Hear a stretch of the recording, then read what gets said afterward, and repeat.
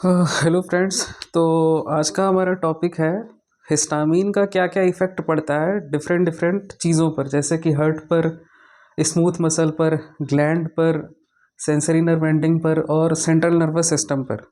तो हमने इससे पहला जो पार्ट था वो उसमें हमने पढ़ा था कि हिस्टामीन का क्या इफ़ेक्ट पड़ता है ब्लड प्रेशर पर। तो उम्मीद है कि सबको समझ में आया होगा। अगर कुछ नहीं आया होगा तो उसमें कमेंट कर दीजिएगा वीडियो पर, और लाइक शेयर और सब्सक्राइब करना प्लीज़ मत भूलिएगा।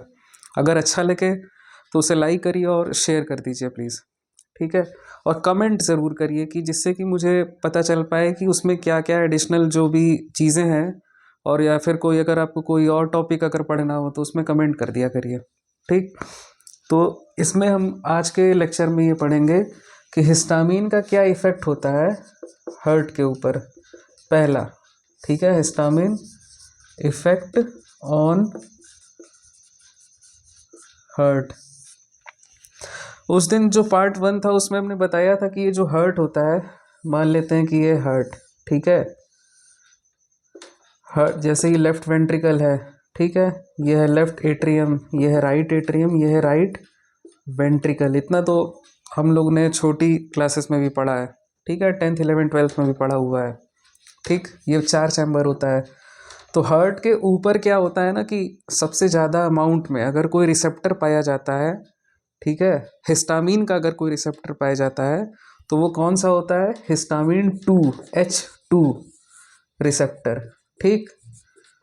हिस्टामीन का कौन सा रिसेप्टर पाया जाता है बहुत ज़्यादा अमाउंट में, तो वो है H2 का रिसेप्टर।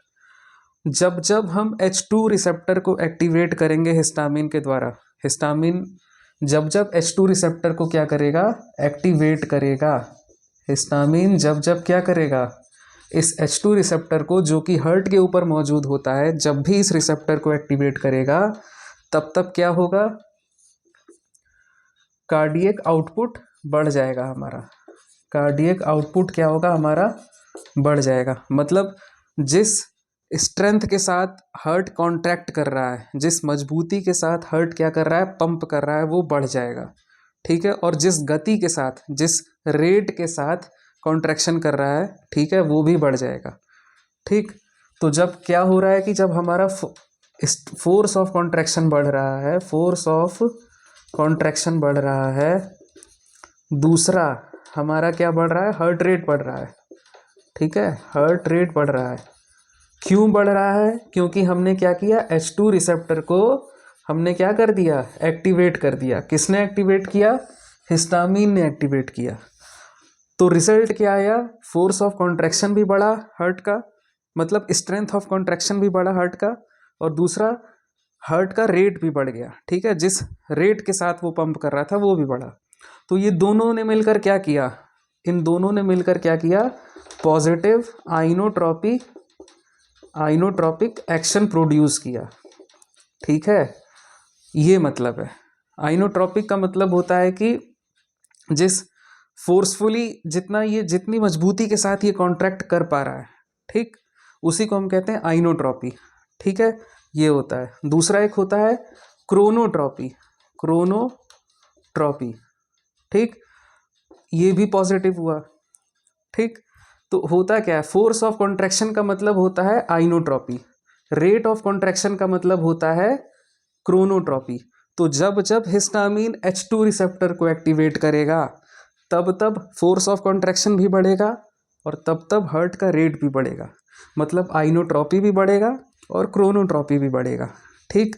ये चीज़ उम्मीद है क्लियर हो गई होगी आप सबको। दूसरी बात, हमें पता है कि यहाँ पर बीच में एक होता है node, that is called AV node. इस नोड को हम क्या कहते हैं, AV नोड। ये क्या करता है, जो भी इम्पल्स होती है उसको एट्रियम से वेंट्रिकल की तरफ भेज देता है, ठीक है। जो भी इम्पल्स आ रही है SA नोड से, यहाँ पर मान लेते हैं SA नोड है, ठीक है। SA नोड क्या करता है, इम्पल्स को जनरेट करता है, फिर ये SA नोड पूरे एट्रियम से होते हुए किस में जाता है, वेंट्रिकल्स में जाता है थ्रू AV नोड। तो AV नोड क्या करता है, गेट कीपर का काम करता है, जो कि इम्पल्स को क्या करता है, परमिट करता है इधर से एट्रियम से वेंट्रिकल की तरफ जाने के लिए। तो यहाँ पे हम मान लेते हैं AV नोड है, ठीक है। एवी नोड्स, ये जो बहुत ज़रूरी है बात जानने की, समझने की, एवी नोड के पास कौन सा रिसेप्टर होता है? H1 रिसेप्टर होता है।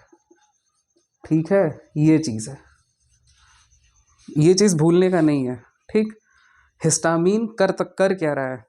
ठीक है, क्या करता है हिस्टामीन? जो सबसे इंपॉर्टेंट प्रोमिनेंट एक्शन होता है हिस्टामीन का, वो होता है फोर्स ऑफ कॉन्ट्रैक्शन को बढ़ाना, रेट ऑफ कॉन्ट्रैक्शन को बढ़ाना, मतलब कि आइनोट्रॉपी, पॉजिटिव आइनोट्रॉपिक एक्शन देना, पॉजिटिव क्रोनोट्रॉपिक एक्शन प्रोड्यूस करना, पहला। दूसरा क्या होता है कि एवी नोड के पास कुछ अमाउंट में H1 रिसेप्टर होते हैं। तो ये H1 रिसेप्टर क्या करता है? ये जो इम्पल्स जा रही है एट्रियम से वेंट्रिकल की तरफ, एट्रियम से वेंट्रिकल की तरफ ये जो इम्पल्स जा रही है, ये धीमा कर देता है इसको। मतलब कि ये जो कंडक्शन होता है इसको स्लो कर देता है। कंडक्शन को क्या कर देता है? स्लो कर देता है। कंडक्शन के स्लो का मतलब है कि जो भी इम्पल्स एट्रियम से, मतलब जो अपर चैम्बर होता है, एट्रियम से वेंट्रिकल की तरफ जा रही है, ठीक है, इसको भेजने का काम कौन करता है? एवी नोड करता है। ठीक, तो जब जब एवी नोड के ऊपर कौन सा रिसेप्टर होता है? H1 रिसेप्टर होता है। तो जब जब H1 रिसेप्टर को हम एक्टिवेट कर देंगे, ठीक है, जो कि मौजूद होता है किसके ऊपर? एवी नोड के ऊपर, तो वो क्या करेगा? जिस रेट के साथ, जिस स्पीड के साथ जो भी इम्पल्स एट्रियम से वेंट्रिकल की तरफ ट्रैवल कर रही थी, उसकी गति को धीमा कर देता है। और इसी को हम कहते हैं क्या? Negative dromotropic effect. Dromotropic effect, ये कहते हैं निगेटिव ड्रोमोट्रॉपिक इफेक्ट। ठीक, तो ये एक्शन होता है हमारा हिस्टामीन का हर्ट के ऊपर। ठीक है, क्या क्या करता है? अगर हम किसी को हिस्टामीन देते हैं, ठीक है, इंट्रावेनसली अगर हम किसी को हिस्टामीन दे रहे हैं, तो ये क्या कर रहा है? ये जा रहा है हर्ट के ऊपर। ठीक है, हर्ट के ऊपर जो मौजूद होता है सबसे ज़्यादा अमाउंट में कौन सा रिसेप्टर होता है? H2 रिसेप्टर होता है। और थोड़े अमाउंट में कौन सा रिसेप्टर मौजूद होता है? H1 रिसेप्टर होता है। H2 कहाँ पर होता है? सारी जगह पर H2 होता है, सिर्फ एक जगह को छोड़कर, जहाँ पर, जिसको हम कहते हैं एवी नोड। एवी नोड के ऊपर कौन सा रिसेप्टर होता है? H1 रिसेप्टर होता है। अब जब जब H2 रिसेप्टर एक्टिवेट होगा, तब तब क्या होगा? फोर्स ऑफ कॉन्ट्रैक्शन बढ़ेगा, हर्ट का रेट बढ़ेगा। फोर्स ऑफ कॉन्ट्रैक्शन को हम क्या कहते हैं मेडिकल टर्म में? Inotropic action. मतलब जब फोर्स ऑफ कॉन्ट्रैक्शन, जब स्ट्रेंथ ऑफ कॉन्ट्रैक्शन हम बढ़ाएंगे, जिस मजबूती के साथ वो पंप कर रहा है हर्ट, तो हमारा क्या इफेक्ट प्रोड्यूस होगा? Inotropic action, positive inotropic action produce होगा। जब हम हर्ट रेट को बढ़ाएंगे, तो वहाँ पर मेडिकल टर्म हमारा कौन सा यूज़ होता है? क्रोनोट्रॉपी। ठीक है, तो हमारा कौन सा एक्शन प्रोड्यूस होगा? पॉजिटिव